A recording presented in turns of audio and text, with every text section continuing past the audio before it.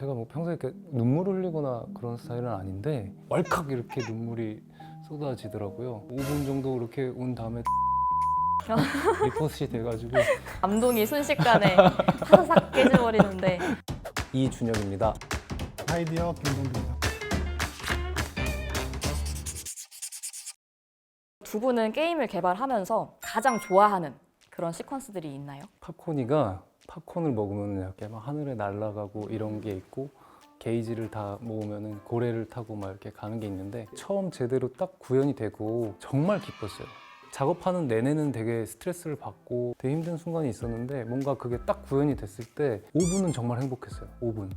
그 다음부터는 새로운 문제들이 나오기 시작하더라고요. 아, 저 뭔지 알아요.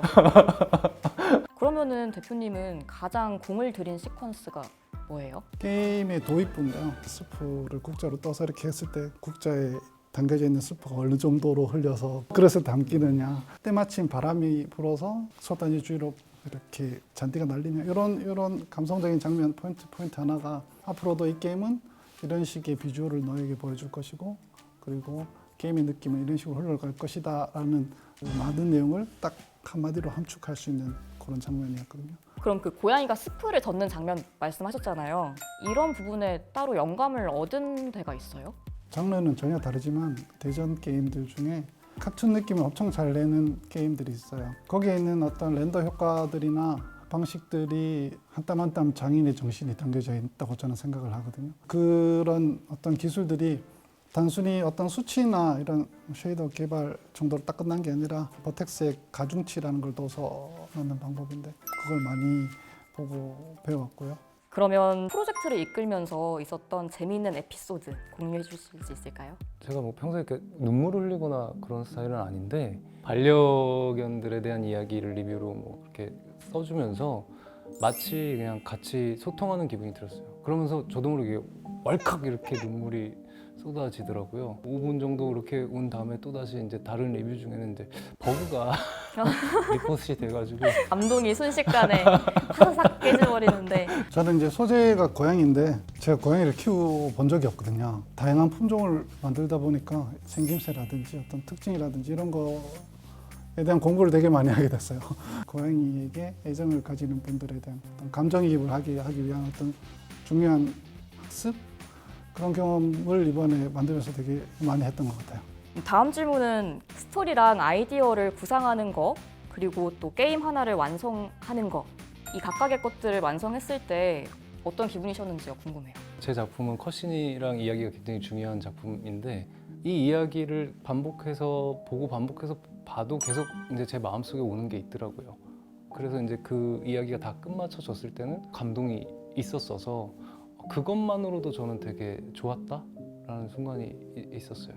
그러면 전체 프로젝트를 이끌면서 가져야 할 마음가짐이나 프로젝트 매니저가 키워야 할 능력이나 역량에는 뭐가 있을까요? 게임을 만들다 보면 가장 크게 우려해야 되는 부분이 욕심이 정말 끝도 없어지거든요. 이것도 넣고 싶고 저것도 넣고 싶고 또 이건 아니야 하고 뒤집어 버리고 막 이러다 보면 기간만 계속 올라가는데, 이걸 정확히 끊어낼 수 있는 것도 사실은 관리자의 입장에서는 중요한 능력, 덕목이라고 생각을 하거든요.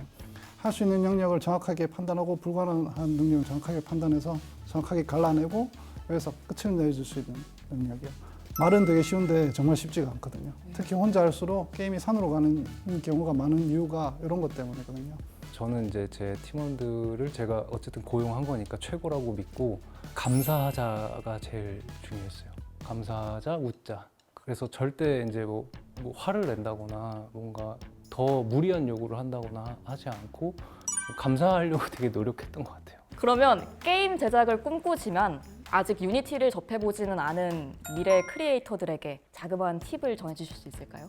매뉴얼이나 어떤 가이드를 처음부터 이렇게 보고 가이드대로 따라가는 것보다는 배우님 하셨던 것처럼 만들고 싶은 결과물을 먼저 시작해 보는 거예요. 나의 옛날 강아지가 장애물을 뛰어넘는 게임이었으면 좋겠어 라고 생각을 하고, 거기서 막히는 부분들을 가이드나 매뉴얼 또는 뭐 어떤 인터넷의 힘을 빌어서 찾아보고, 이 과정 하나하나가 되게 그 일이나 공부처럼 느껴지지 않고 그냥 성취감이 느껴지고 재미로 다가오더라고요. 그리고 준영님이 처음에는 교육용 프로그램을 이용해서 앱 개발을 하셨다고 들었는데요. 네네네. 유니티를 이용해서 직접 개발을 해보고 싶은 생각도 있으신가요? 유니티를 이용해서 이미 제가 했던 것들은 꽤 있어요. 슈팅 게임이라든지 간단한 런 게임이라든지 이미 그런 것들은 해봤어요. 해봤는데 저는 이야기를 전달하고 스토리를 전달해야 되기 때문에 혼자의 능력으로는 빠른 시간에 하는 건 불가능해서 이렇게 개발을 하게 된 거거든요. 앞으로도 또 더 하겠죠. 더 실력이 늘면 좋겠는데. 그러면 앞으로 유니티에 기대하는 점이 있을까요? 저는 유니티를 처음 접하고 나서 손에 잡고 있는 지가 10년이 됐거든요. 아직까지도 저는 더 알고 싶고 더 가지고 놀 만한 기능들이 많이 있거든요. 장난감 같은 거예요. 되게 이걸 가지고 뭐든 만들 수 있고, 예를 들면 레고 블록처럼 뭐 새로운 걸 계속 던져주는 거예요. 이것도 만들 수 있고 저것도 만들 수 있고. 앞으로도 계속 그렇게 됐으면 좋겠고 계속적으로 잘 발전이 됐으면 좋겠어요. 게임 개발이라는 걸 생각했을 때 가장 궁금했던 게 도대체 개발자들은 무슨 툴로, 뭘로 이런 것들을 하지? 근데 시간이 지나고 나서 이런 거를 프리로 이용할 수 있게끔 이렇게 됐잖아요. 네. 그러니까 이렇게 좋은 툴을 일단은 다운을 받고 많이들 이렇게 즐겨 보셨으면 좋겠어요. 쉬운 것들도 많으니까. 지금부터는 저희가 커뮤니티에서 받은 질문들을 토대로 Q&A 시간을 가져보고 오늘 유니드 톡 스페셜 시간 마무리해보려고 합니다. 시작해볼게요. 성공할 확률이 10%라고 하면 다작을 하는 게 중요하다고 생각을 하거든요. 미리 좀 포기할 거는 포기해야 되기도 하고. 그럼 만장일치로 일단 완성을 해놓자. 네.